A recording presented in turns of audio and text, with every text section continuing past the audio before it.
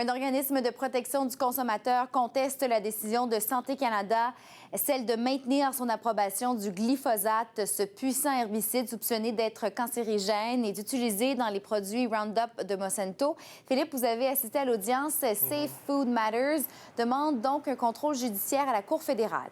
Voilà, donc pour plusieurs raisons. D'abord, selon les plaignants, l'Agence réglementaire de la lutte antiparasitaire de Santé Canada a refusé carrément de former un groupe d'experts, de scientifiques indépendants, et je mets l'emphase sur indépendants, pour évaluer l'application du glyphosate.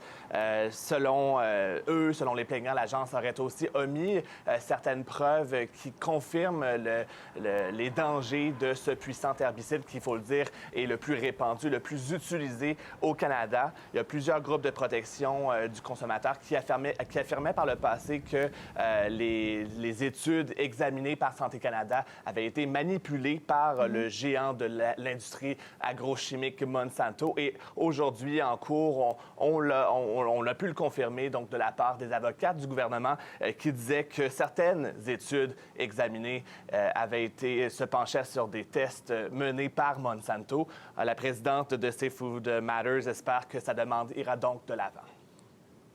Glyphosate gets right into the moving parts of the system and goes right into and locates right in the seeds and the beans.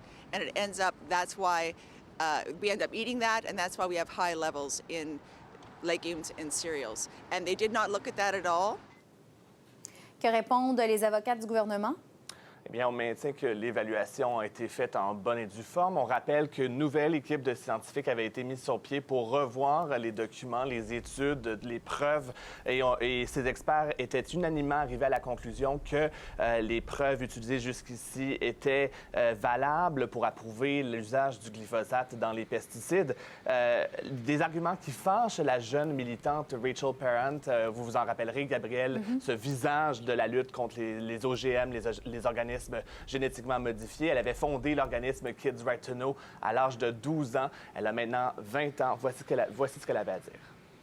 We hope that Health Canada will start to question what's really going into our food and taking the side of the consumer instead of the corporations.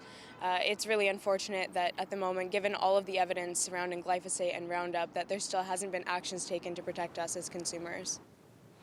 Bon, là, les deux côtés à la Cour fédérale ont présenté leurs arguments. Évidemment, c'est un dossier très complexe, Gabrielle, et la juge doit donc rendre sa décision dans les prochains mois.